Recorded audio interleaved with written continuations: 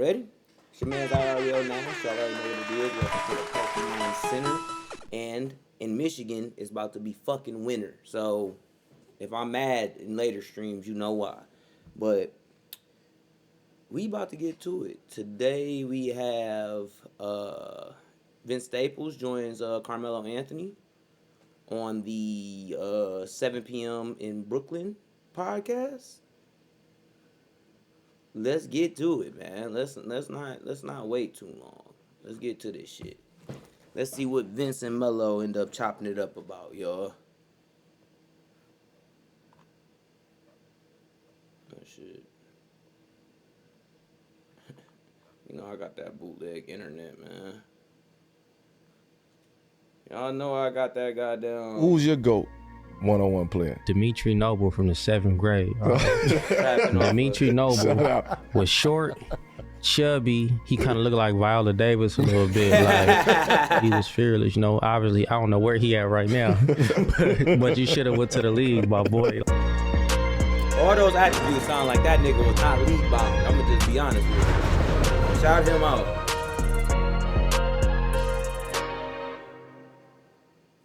Yo, peace. Welcome back to 7 p.m. in Brooklyn. I'm Carmelo Anthony here with my co-host. You know what it is? My name is Kazim Famiwide. You could call me Kaz. And this is a Wave original presented by FanDuel, the official sports betting partner of the National Basketball Association. We're back in the hook, Melo. We got ourselves an incredible guest today. We're joined. I'm gonna be honest with y'all, bro. I don't know what's going on with the kid Mero. I don't know why they changed it from 7 p.m. Brooklyn, Carmelo Anthony and the kid Mero to just 7 p.m. in Brooklyn, Carmelo Anthony. I'm about to stop watching this shit, though. Where the fuck is Mero at, bro? I'm sorry. For the Mounier, hey, look, I'm all for you, black brother. Keep fucking doing your thing. I don't like you, though. I don't like the commentary. I don't like the questions you ask. I don't like anything. So, let's figure this shit out. Man, listen, this is, when you start putting like shows together, like you have like a short list of people you want on this couch, especially around this time, this is one of those people. We are joined by one of the sharpest minds in culture, Long Beach's own, a generational storyteller with one of the most unique voices in music and entertainment. He's been dropping critically acclaimed projects for more than a decade, from Summertime 06. Critically acclaimed is far-fetched. To Big Fish Theory, to FM, and most recently, Dark Times. He created and stars in The Vince Staples Show, which you can watch right now on Netflix. Nobody blends honesty, humor, and perspective the way he does, and somehow he still finds time to be a long-suffering Clippers fan. That's big time, Vince. But you one of them ones, bro, and I like to say that because you've always moved like with intention and integrity, and you always push the culture forward. Like, to me, it's not a lot of people who just keep it a buck and keep it as real and authentic as you do. So I just want to say, man, appreciate you pulling up to the show. Appreciate you sitting on this couch over here. This is a good couch. Yeah. This is good vibrations over here. Good energy over here. Welcome to the show, man. Welcome. Yes. We got Vince Staples in the house, ladies and gentlemen. Thank you. That nigga looking like a young Spike Lee with this outfit on. That nigga need a change. Pause. That nigga need to go put on something different. This ain't. How you from LA wearing a New York hat? Ain't this nigga from Long Beach?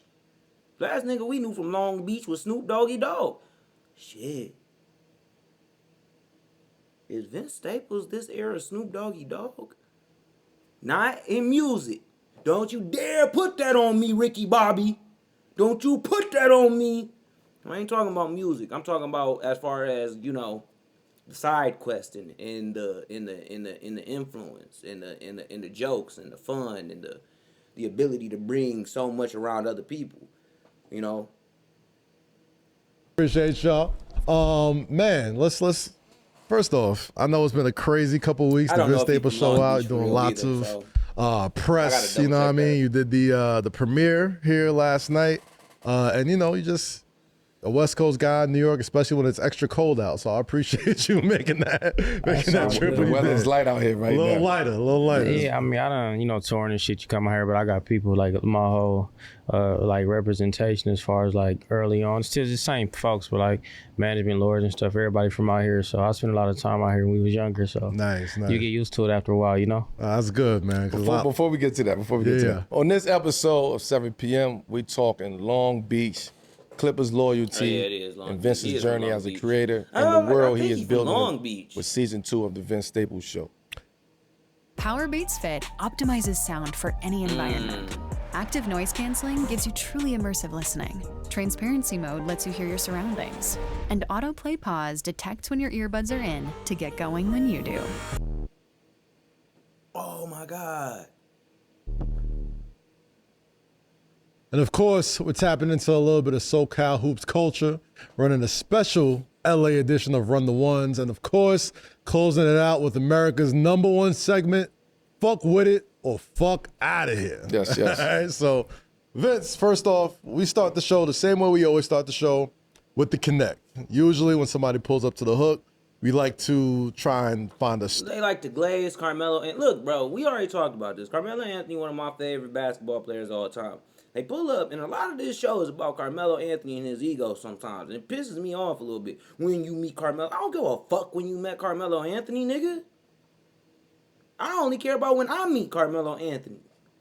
Or just talk about the first time you either met Carmelo Anthony or just aware of his presence in sports or culture or whatever it is. So first off, I want to ask you, man. I'm going to answer it first. Never met him, obviously, in person. But I first read about Carmelo Anthony in a Sports Illustrated for Kids magazine when he was still going to Oak Hill. And, you know, he didn't get the hype LeBron got, but he got a lot of hype himself. And he was a year older than LeBron as well. So he got a little bit more, he got some attention a little bit before LeBron did. All of that, you know, that's a wash. Who gives a fuck? I'm just babbling. The main thing is that when he came into the league, bro, Carmelo Anthony was the fucking rookie of the year. They won 15 games the year before that, and then they went to the playoffs the next year. Carmelo Anthony. The Cavaliers still sucked, bro. The first year Bron got there, them niggas was still ass. Bro. First time you either met Melo, saw Melo hoop, anything like that, or what was it like for you? That was childhood. That's like elementary school, probably like early middle school type situation. The team, them and Chauncey, Kmart and all them dudes. But the Jordan was a hit, like for sure a hit. Where I grew up at. The 1.5. You talking about the 1.5? Yeah, it wasn't really fire. a lot of like retro type stuff going on. Like where I was at, we didn't really get them like that, or didn't know where to get them. You know what I'm saying? Vince, so Vince like a year older than me, so yeah. Was not even a year. I know y'all played together, but like it was the only thing like kind of after like an Iverson thing that like felt like youthful, but you was older, so you got to enjoy it a little bit more. I'll be 32. But yeah, for sure, had the jerseys, had all the stuff. Everybody did, but right it was definitely something that was coaching. Yeah, we all was coaching. You know what I mean? Yeah, but it was close though. You know what I mean? Like all that stuff was kind of more East Coast based, and like we got to see more of the games because it was in Denver. You know what I'm saying? So it was a cool experience. I like to say I bridged the gap between the East Coast and West Coast when it came to watching sports. Yeah, because Denver came on at a weird time. Yeah, it was like probably 10 o'clock East Coast. Oh, yeah. So that's a weird time, right? So most times people ain't watching the West Coast games because at that point in time because it was too late. Yeah. You know, so you get a chance to see Denver, you get a chance to get somebody that's representing one For coast. sure. And then you get I'm saying, bro, Kobe and Shaq bridged the gap, honestly. And really Magic Johnson, but you know, before you was on the West Coast, niggas was staying up to watch Kobe. in a whole nother coast by the jersey that you're wearing. So More people. That was dope. Do you remember the first time you've met? I mean, usually we do the connect, and sometimes it's like related. We did a panel together. Okay, right? We did I think it was a Players Tribune panel. Okay, For sure. Right. Yeah, I remember that. So that was a time that we connected. We was on the same panel, man. We was just building. That was the first time I actually got a chance to just hear him speak, see where his mind was at, see how he was thinking, see the creativity that he was bringing. So it was just a dope room to be in with the Players Tribune at that point. Do you remember that Players Tribune for sure. I remember, panel? That was early. We weren't really doing a lot of stuff like early speaking engagements and stuff, kind of learning how to communicate in the proper ways and channels and stuff. I you know, what do you mean proper way, man? It feels like ever since, every interview I've ever seen from you, you've always felt like somebody who knew exactly what you wanted to say and never really, Yeah, I feel you. I'm not really like a talkative dude like that. That's just part of the job. I know I sound crazy to like hear, but it's not really my thing. It's part of the job. So you got to learn how to communicate and like get those moments, especially. I feel them. Honestly, anybody who know me around people I don't know, they know like, bro, he sat over there the whole time and didn't really say shit to nobody. It take me a while to really open up and warm up to people, bro. And a lot of times when I do, people show me instantly why I shouldn't have. So it'd be really tough. Like doing this is kind of like, I know people would be like, well, bro, you get online and you put up videos and you do this. It's like, bro, I'm doing this at the crib alone. Like, yeah, people can look in on me, but ain't nobody here. Day in, day out, including my job, like the few places I go to actually have to do the job I do, bro, I'm by myself 80% of the time. Literally. 80% of the time, I'm just alone.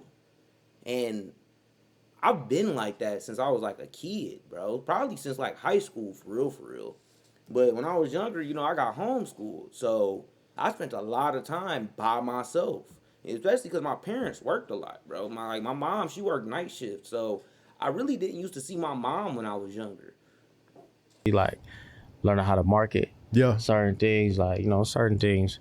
It's cool, you stick with, but like a lot of you say a lot of dumb shit, especially when you like doing this since you was a kid. Like, right. I'm 32 now, so I'll be seeing like clips from like 10 years ago, and I'll be sick of that shit. You know? Really? What I mean? It's like. Is it like an old song or is it Nah, like... it's just like, it's one of them things where it's like, you got a lot of art that you put out into the world, but just clip culture, it's like, you see a lot of that type of stuff more than you see like the other shit. So it's like, damn, like you could have used that moment to kind of push back towards the stuff that, it's more of a business standpoint than anything else. So it's not wasting your moments and wasting your statements, really. No, I hear you. I could almost understand where it's like, you don't want people to think you're just the guy who says funny stuff on clips, where you have all this other He's a musician. art that you create from your shows to the movie. I mean, to the music and all that type of stuff. Yeah, and I don't be joking and shit. Niggas just be laughing. So it's like, you know what I mean? It ain't even like a thing. But yeah. See, when he was younger and he used to be around Mac, you could tell that, and you could tell him and Mac Miller had a real close connection with each other. But you could tell like Vince was like it's like recently he's became way more open and cool. But when I first not met, but first ever came into contact with Vince Staples, like any type of fandom, and actually I've met Mac Miller before. But anytime that I used to see Vince Staples at that point in time, I used to be like, bro, he an asshole. That nigga's just a little asshole. And now it's like he's harnessed it. Not the greatest word. What do you mean by that? Let's just say he's used it for betterment. It's like he still talk the same snarky way he talked, but he just do it with a smile. All right, man. Let's talk about some sports real quick. We're definitely gonna talk about season 2 of the Vince Staples Show, but before we jump into that, Vince, we have to start here, man. You are a real deal Clippers fan. You have lived through the ups, you lived through the downs, and you lived through some things. But we just saw SGA, Shai Gilgeous-Alexander. How are you from Long Beach and a Clippers fan? I guess it is LA. But go crazy on your Clippers a couple nights ago. And how has life been? That was last night. Yeah, well, by the time they see it, you know what I mean? I'm trying to give them a little inside baseball here. Yeah, sure. But, how's life been as a Clippers fan lately? There's been lots of talk, lots of speculation, lots of things about the way that the games is, like with all that streaming and maps and stuff, I ain't really seen shit. Really? I see, like, I bought the little Peacock, whatever. That's all you need. Come on, Monday, Tuesdays, that's what you need. Yeah, so I've seen a couple of them, but it's like the past couple years, if like playoffs and stuff like that is different, but it's been a lot going on. But as far as I mean, the Shea thing, that was dumb. Like when they did it, but I get it. You trying to build that. It's just crazy, bro. Shea played for the Clippers. They gave that nigga away for Paul George to the Oklahoma City Thunder and got Paul George. Paul George don't even play for the fucking Clippers no more. He play for the 76ers now. And that nigga don't even play for them no more because he don't play. They didn't put people in seats, but that it's nigga not Paul really George. really been no highs like that. It's not like you know what I mean. I ain't delusional, bro. It ain't that deep. So I think it was cheap and it was easy to get into. When you were a kid, that's a lot of the times how you find some shit. So that was kind of the more of the Clippers thing. I think that I get what they going for. They just need some new blood and some youth because they got a decent squad of like older. They are literally the oldest team in the league. I think they're the oldest team in NBA history. I'm almost positive that the LA Clippers right now are the oldest team in NBA history. I'm about to look it up. Dudes, so if they get some younger dudes, they be straight. I think they lead the league in age right now, right? They're the oldest team in the league or something like that? Yeah, they got a hell of surgeries between them dudes. So it's like they just got to figure out a way to get some youth. I mean, I don't think it's going to happen no time soon. They trying to hit that boy with that case for them trees. But once they figure that out, they'll be all right, Man, what you think about that whole thing, man? I think it was Aspersion, what's it called? Now they're suing Ballmer for it or whatever. Don't nobody want to take the case, man. Ain't nobody touching that case. Yeah, bro. No. They literally have the oldest act. Somebody gonna be like, nigga, you don't know what you talking about. They not the bitch. You don't know what the fuck you talking about because obviously that ain't what I'm saying. They have the oldest active roster in NBA history. And it used to be the 2000-2001 Utah Jazz, and now it is the LA Clippers at 33.2 years old. First off, nigga, first off. Nigga, I'm 32. How dare niggas be like, you can't play basketball? What the fuck? Niggas really getting old. Damn. How it is, he did it. You know how it is, right? Start telling on their show. Ain't nobody touching that case, boy. I know, so it's a $1 billion game, man. Yeah. So who knows what kind of crazy stuff they doing behind them things, but they should have planted them trees, bro. And everything would have been different. Somebody could have planted them trees. If Kawhi planted like 3 or 4 trees, Pablo Torre this ain't even a story. They could have went down to Home Depot, got them some joints. $20 a piece, $50 a piece, put them trees in the ground. Bro, he could have put them bitches in the ground at his house for all we gave a fuck. He ain't even, he could have put them bitches anywhere. And everything would have went away, so. Can't be lazy, man. When you commit crimes, you gotta be hands on. So you gotta be hands on for it. You that's mentioned SGA real. earlier. That's I was real. watching Starting you can't Five. Be lazy and, when he commit said crimes. That. He takes it personally when he goes and plays the Clippers, right? Like, because he traded him. He said, they needed a star at the time. I'd be ready to beat their now ass. Now it turns out SGA is probably one of the biggest stars in the entire league. I know as a Clippers fan, that's gotta. I mean, not really, man. I ain't playing. So, I ain't tripping. I think that's cool for him, though. He got to, submit himself in that situation. Oklahoma City, cool. It's a cool franchise, cool team. I think that him having something of his own that wasn't, draped in mystique. Of course, you got the KD stuff and all the other, and Russ and James and all those people, but they really didn't take it to that next level. So it felt like he was able to carve out that lane on his own. He couldn't have done that in California, you know what I mean? Yeah. Who's your favorite Clipper? Probably like BD. Okay, so you're talking real Clippers. Yeah, for sure, BD. Yeah. Say that was a different era, but Coutinho was cold. Corey Maggette was cold. That whole era that's when I was a kid, you know what I mean? So it was just fun to watch. They was getting whooped on, but BD was the Yeah. Shout out to BD, man. Diddy. The Clippers hollered at you to be part of the recruiting pitch for Kawhi, right? We did. At the end of the day, G, I get what he's saying, but when I was in high school, and again, me and him the same age, but when I was in high school and going into high school, it was that Lob City. I like Blake Griffin. Blake Griffin went to the league in 2009. So Blake Griffin was cold, bro. Blake Griffin was amazing. And Chris Paul was over there. Them niggas was... I think Chris Paul came a year or two after Blake Griffin got drafted, if I'm not mistaken. But yeah, man, them niggas was... I didn't grow up over there. So it's the Pistons I like ain't the Pistons that everybody else like. Over. Yeah, we did a voiceover. It was They was doing the most, man. You know what I mean? They really wanted to come to the team, and I think it was a good plan. You know what I mean? It's just dudes get hurt, but you know he been hooping lately though. Did you meet Ballmer throughout the entire? Nah, situation? man, I don't think so. You know, we was in like an office in a back room through a back door. It was all, I don't know what they had going on. They was probably trying to hide them trees, but we did the pitch, and it was cool, man, just to see, like, especially what they doing over there in the city. It's like interesting to kind of see all that stuff over there. Like, it's weird, you know what I mean? But it looked like it's panning out. Yeah, nah, absolutely, man. I mean, you know, it's been Vince, you've had the acting chops for a long time, man. Like, I know we spoke about the viral clips, and a lot of that stuff is from, you know, interviews and whatnot. He snapped in Abbott Elementary. He did a real good job in Abbott Elementary. Low key, when I saw him in Abbott, I was like, this nigga Vince about to take off. But, you know, we'd see certain things, and I swear, every time I look online, I'm like, yo, whoever gives Vince Staples a TV show, whoever gives Vince Staples a movie, whoever's like, that person's going to be out of here. Now you got the second season of, you know, the Vince Staples show. I watched it this week, and it's an insane season for many reasons, right? Like, so that first episode is, you know, by the time this is out, I'm sure people will be able to binge it and stuff, right? Yeah. So that's a sick story, though. First season, you kind of allude to Uncle James, right? Yeah. You know, is you know, people putting two and two together, watching the clues. Yeah.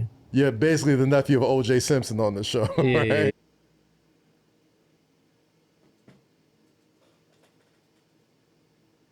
Who? You the nephew of who? All right, now. Wow. Come on. Yeah. And then season 2, the first episode, you and your mom talk about Uncle James passing away, and every episode is sort of, I don't know how to really word this, like the misadventures of getting to that funeral, right? Like, and sure.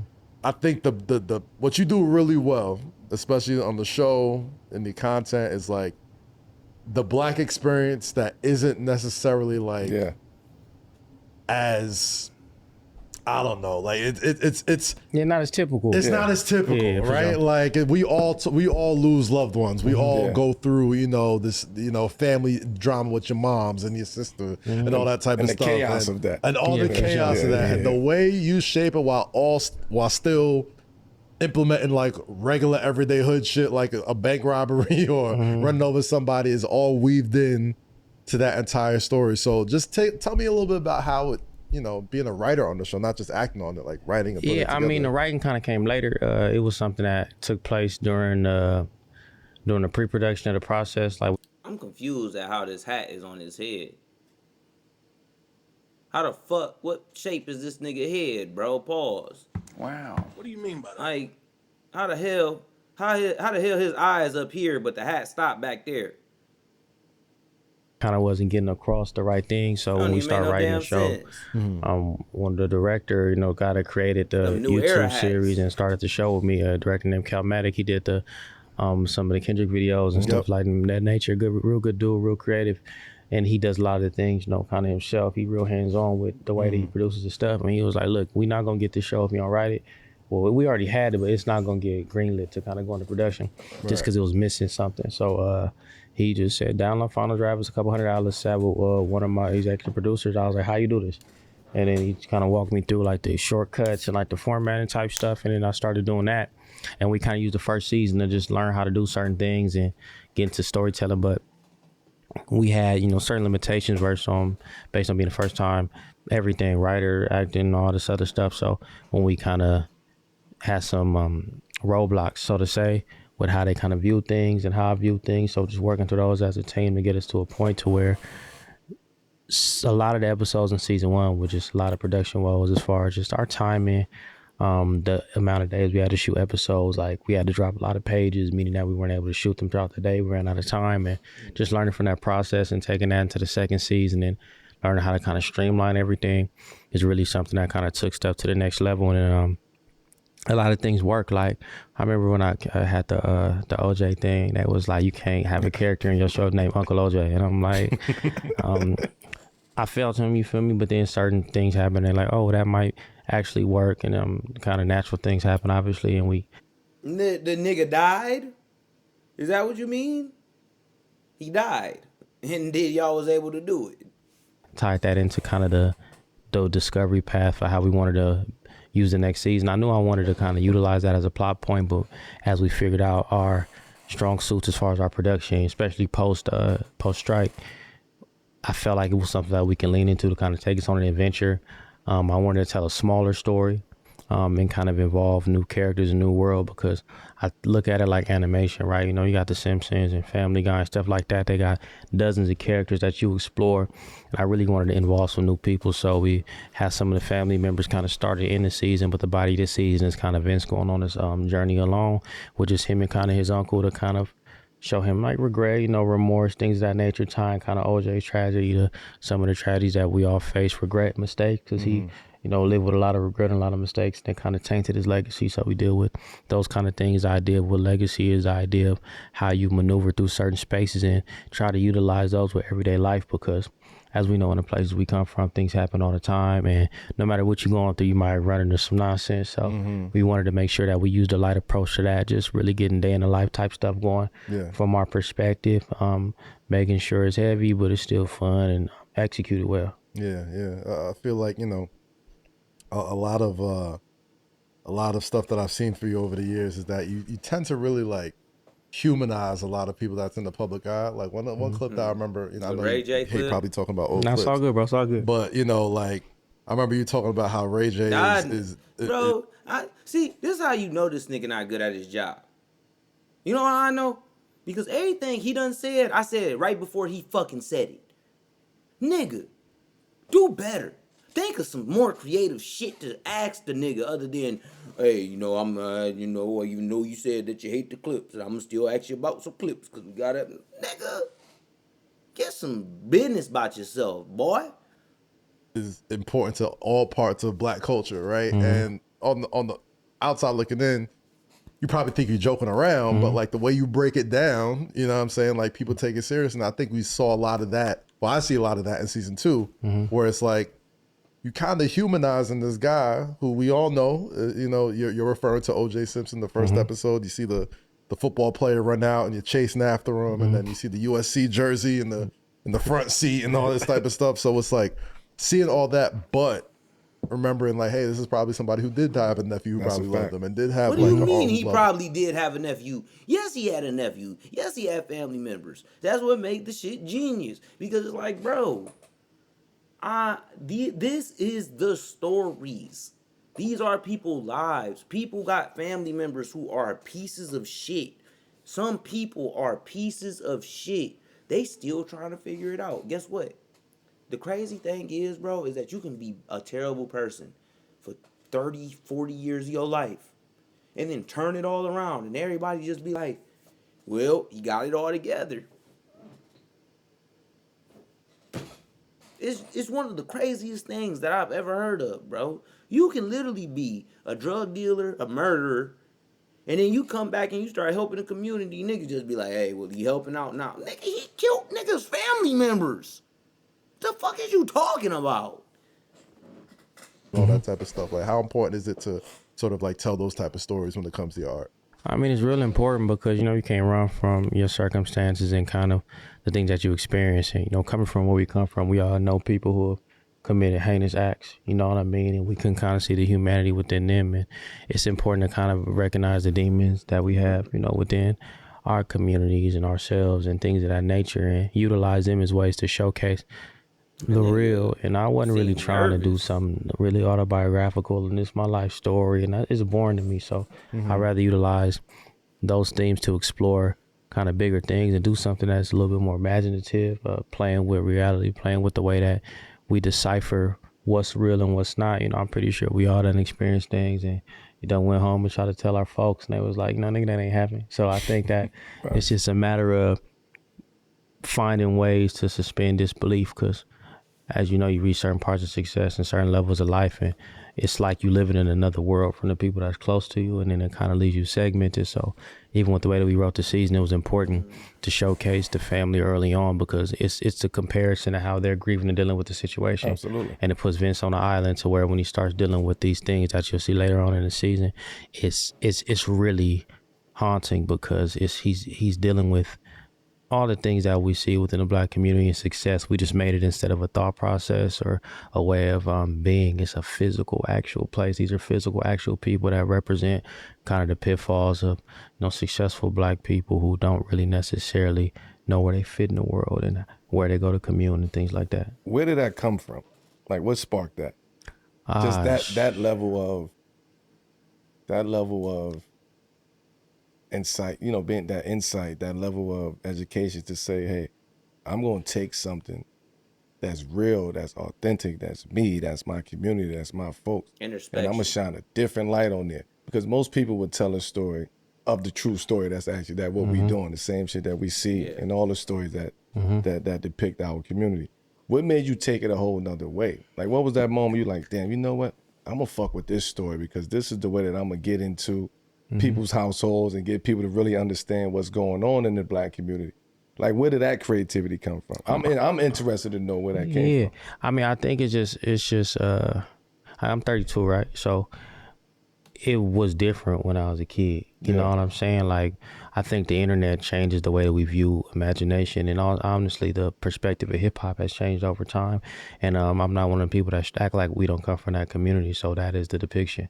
Is when you look at someone that is a hip hop artist or is within the hip hop culture, so to say, it's about, this is my story, this is 100% real, and that's fine. But we have to find ways to be creative. Like, older hip hop was creative. It had a lot of identity, a lot of kind of playfulness to it, even when things were super serious. So if you take it to film, Menace, even though it seemed like it's super duper just a regular hood flick, like the cameras and the composition and a lot of the photography in that film is very vivid and bright. And like when you go to those areas and you see Watts, like it's not really shot that vibrant and don't feel that, we got faded paint on the house and things of that nature. But if you look at how Menace to Society was shot, it feels bright, it feels vivid, and that's creative in its own way.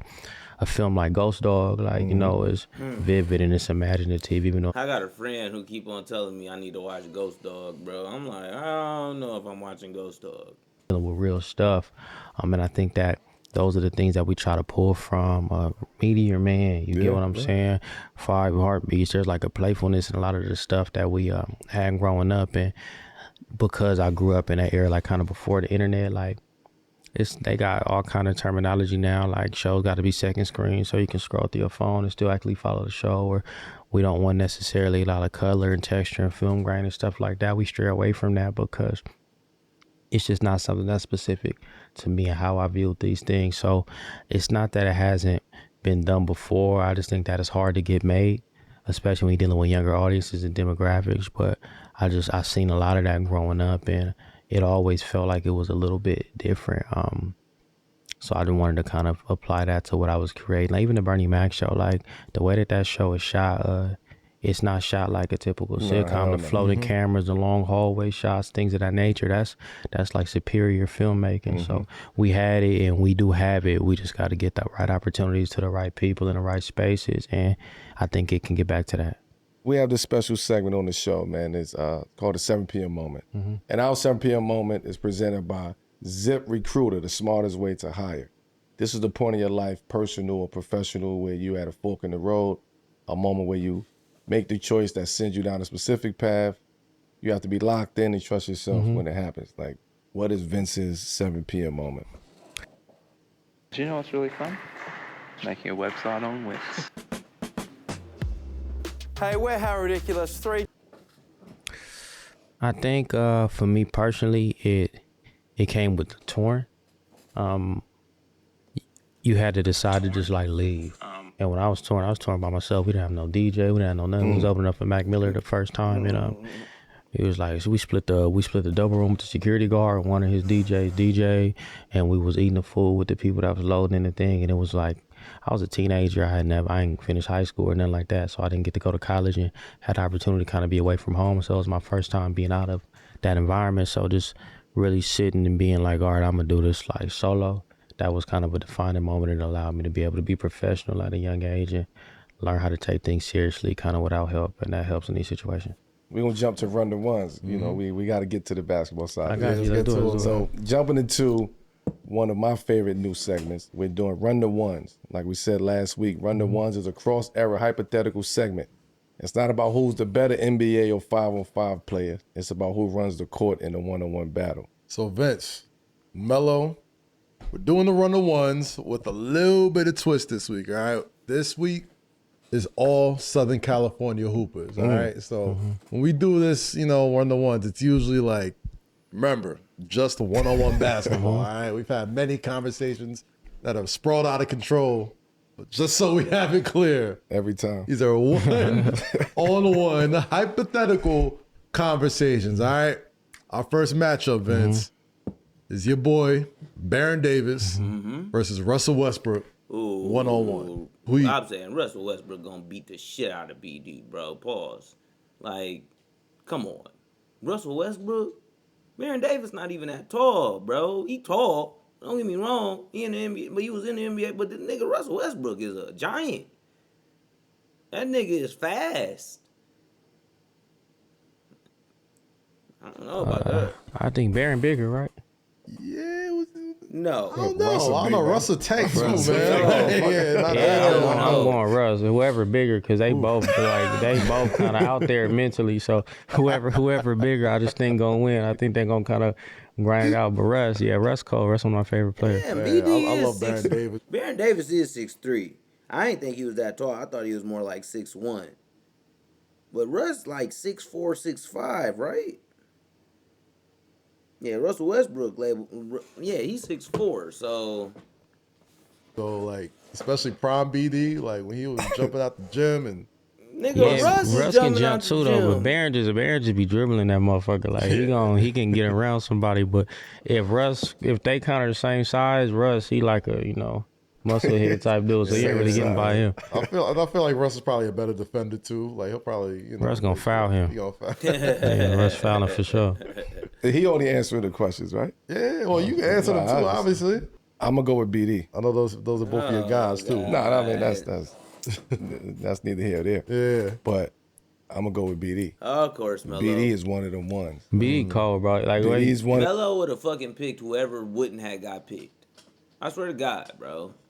Them ones we talking about one-on-one, like yeah. Baron Davis ain't beat no motherfucking motherfucking Russell Westbrook, nigga. I got a handle, I got a shot, prime, I can post up. If you talking prime, BD, I'm just saying. Now niggas want to switch up the mode and shit. Come on, man. Fuck out of here. I think people are going to see this conversation and be like, as accomplished as Russell Westbrook is, like, how do you pick anybody Fuck over the him? accomplishments, nigga. I saw that nigga Russell Westbrook run straight at a nigga, do this, shit on that nigga head, bro. Then guess what he did the next play? The same thing.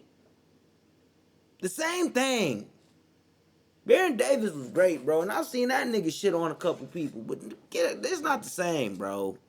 That's what I've seen Baron Davis. No, let's just strip. You gotta just put the context. That's why we gotta put the context. That's why the shit in context. Because if Russ got some size over him, he can probably get that mid range off. But if BD bigger than him, that left right is crazy. And Baron Davis got a little bit more wiggle into He got too much shit to him. It's crazy. It's crazy. BD different.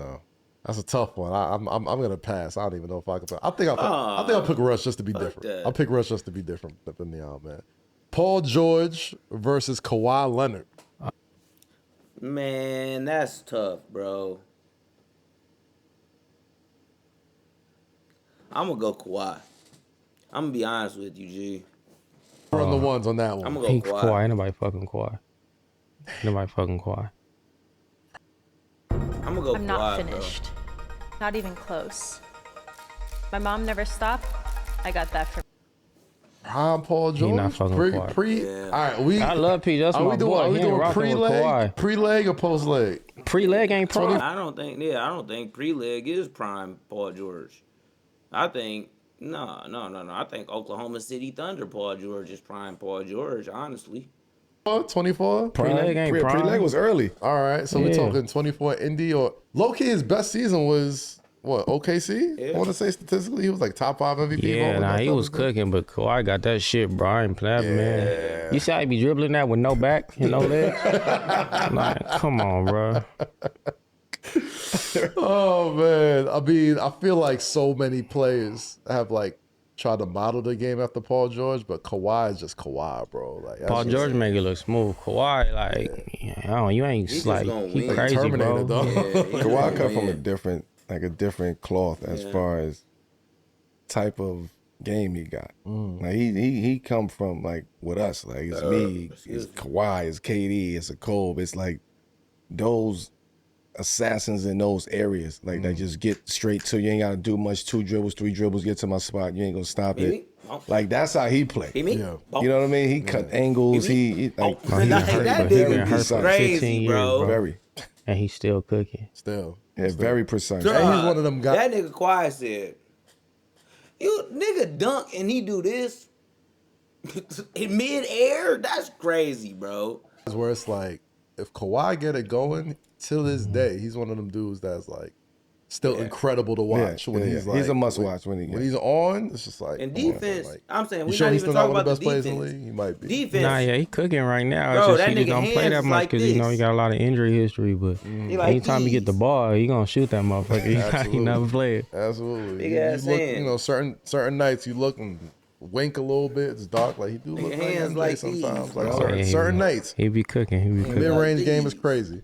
Gilbert Arenas versus Nick Young. Shout out to the guys at Gilbert Y'all being Arenas. foul. If you talking about prime, this is foul. Oh, don't do that to Nick, man. This is unfair. Shout This out is my boy unfair to Swaggy, P, man. I love Swaggy P. That's my guy. Gilbert gonna get that Great nigga. guy. Gil got size on that, man. And he gonna try to mentally manipulate my boy Nick, man. so Gil gonna get him, but don't sleep on Nick Young, man. Nick Young Nick cold. was- Anyone passing to Kobe. That's I like that. It take a certain kind of person to tell Kobe, like, give me that shit. Like, what are you doing? Yeah, no, I gotta agree go. with that, man. Gilbert Arenas is one of my favorite players all time, man. Like prime Gilbert, Hibachi era, the Wizards jersey. Gil was cold, man. Gil was a star at the elementary school, bro. He didn't gave like- Kobe 60. Yeah, I did not like Gilbert Arenas when I was younger because that nigga played in the East. I've never been a huge basketball fan. I just know about basketball. But he played in the East, and bro, that's when the Pistons was good. So I just used to be like, nigga, this nigga not that good. That nigga ain't like that. Nigga ain't no Chauncey Billups, Big Shot Billups. Dang. Nigga ain't on that time, nigga. We got Sheed out there. We got Tayshaun Prince playing Sticky D. Pause. What do you mean by Sticky D? Fuck out of here. Ain't nobody care about no goddamn Gilbert Arenas. bro. I'm trying to let you know. What you got, Melo? The next one? Nah, I mean, who you taking? you take Gilbert. Yeah, I'm gonna take Gilbert. Gilbert. I mean, it's not, Nick is Oh, Nick a problem. yeah, Absolutely. Well, again, we one-on-one. Again, we're talking one-on-one. Nick is a one-on-one guy, and that type of situation. Nick a little taller. you know Yeah, what I think He might Nick be is a little taller. Back him down a little bit, but I'm still taking Gilbert. It's a good one right here. James Harden versus DeMar DeRozan. Whoo, that's tough. I'm gonna go DeMar. Honestly, James, We're talking bro. one-on-ones. I'm gonna go DeMar. James, but I fuck with Devo. That's my boy. I'm gonna go DeMar. He cold, but James a robot. He be cheating and shit with all like the crazy stuff and all the rule breaking. James a video game, But man. you talking about one-on-one? James Harden ain't gonna get the credit he deserves with changing the game until he's gone. I ain't Well, talking. he don't talk. Yeah, that's too. Yeah, he don't really. He quiet, man. They not trying to. If you don't say something, they gonna try to take it from you every chance they get. But Whoa, DeMar DeRozan really consistent. Whoa, hey, yo, brother, what you mean? I had a good win the other day, but They had a good win the other day. yeah, I'm going DeMar. That's a good one though. I would say James. Yeah. I'm Yeah, going because DeMar. DeMar is more like, organized. yeah, DeMar he's more gonna fuck that Kawhi nigga and shit. up, You know what I mean? Like as far as get to my spot, he want to use shot fakes. He go tween shot fake. Like unless he go shot fake niggas to death in a one-on-one. no shot clock. You know what I'm saying? That's different. James, because that's what his bag is. What makes James. Yeah, you said it, man. James is a manipulator. And one-on-one, man, like I don't think. Yeah. There's not a lot of people in the world that want to stay in front Yeah, of you him. just let a nigga size you up the whole time. You get a chance to size a nigga up the whole time, one-on-one. Yeah, you do that do that in the real game. But Do they that forgetting about the defensive side of one-on-one too. And I get there's not as much defense, but I'm just like, bro, DeMar DeRozan, all right. Fouls too. Like they setting plays up to get him those opportunities. So. Yeah. It is He's what it unbelievable. I'm taking James Harden. No, you got to. You got to. So, go ahead, Melo. My fault. To close out the runs? Yeah, let's to close run the this one out, ones? man. Who's your GOAT one-on-one player? Look, bro. Dimitri Noble from the 7th grade. Dimitri Noble was short, chubby. He kind of looked like Viola Davis a little bit. Like, when I'm telling you, he had both hands, and he was just a mean child, bro. That was my boy. But he was crazy doing hot sauce shit. We put to a Christian school, so we playing at Luthers Park. He off the heezy, take him out the game. I never seen nothing like that in my life, bro. Because he was so small, bro. And he was fearless. You know, obviously, I don't know where he at right now, but you should have went to the league, my boy. Like, I ain't see nothing like that. If we talking league, probably just see an AI when we was younger. That was crazy because it was the first time I had saw that style of play. Yeah. But AI wasn't messing with Dimitri Noble, bro. Yeah, it was different. You gotta put him in one of your shows. We gotta find him, bro. Put him in one of the episodes. We gonna see this, man. We gonna find Dimitri Noble somewhere. Dimitri Noble was cold, bro. He gonna pop out after this episode, right? Probably in the comments right now. Up in the comment section, man. If you see Dimitri Noble somewhere. All right, I'm getting sick of this nigga now. I'm getting sick of this nigga. He just taking everything I'm saying. My boy, man. Set him up. Fuck it, man. You know what time it is. Yeah, I'm saying. It's time for America's #1 segment, people. It's called Fuck With It or Fuck Out of Here, Vince. Fuck This is where we go through on some the of the funniest videos throughout the internet, and we decide if we're fucking with it or we getting it the fuck out of here. Vince, are you ready? Let's do it. Let's do it. Let's get to it.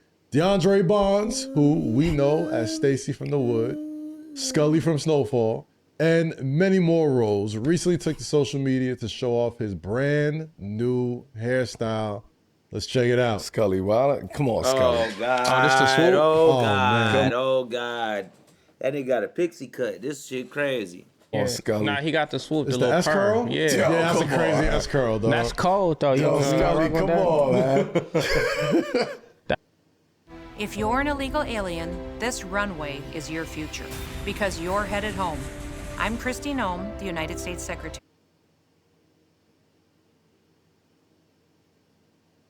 Bro, why they showing me? Why they keep showing me this commercial? Like, what the fuck? Then all my lays and other type of commercials keep on coming in Spanish and shit recently. Of Homeland Security.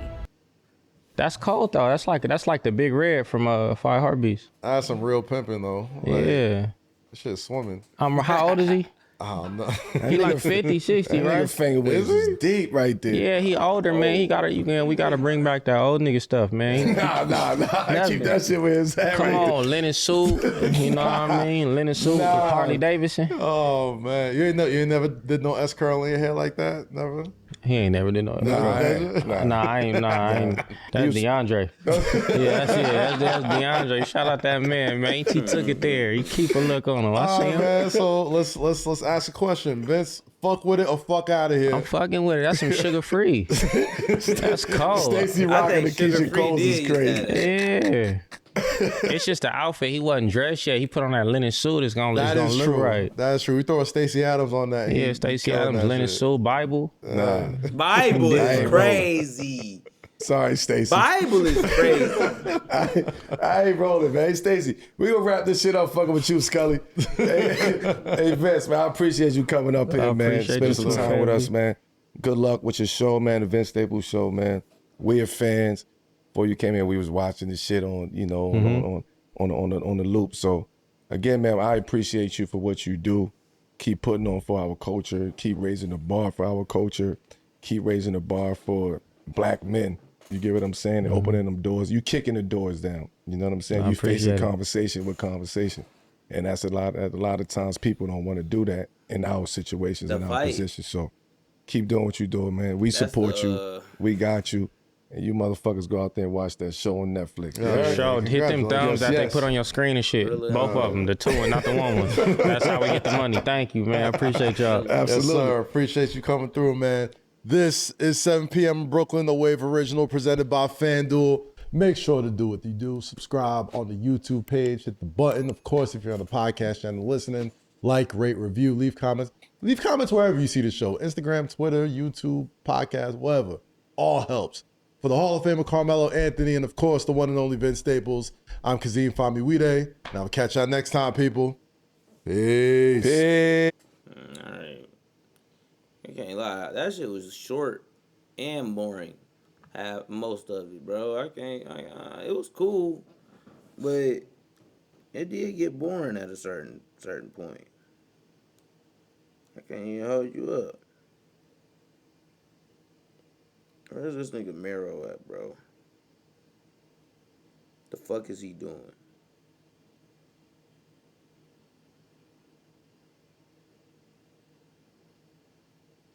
Oh, Mero is doing Ink Masters right now? Oh. Shit. I guess that makes a lot more sense. Shit. That nigga Mero out there doing his thing. Shit. Likely a banned evader. Oh, how dare you try to write in my chat. You've already been banned, douchebag. Anyway, hey. Appreciate it. That was a dope one.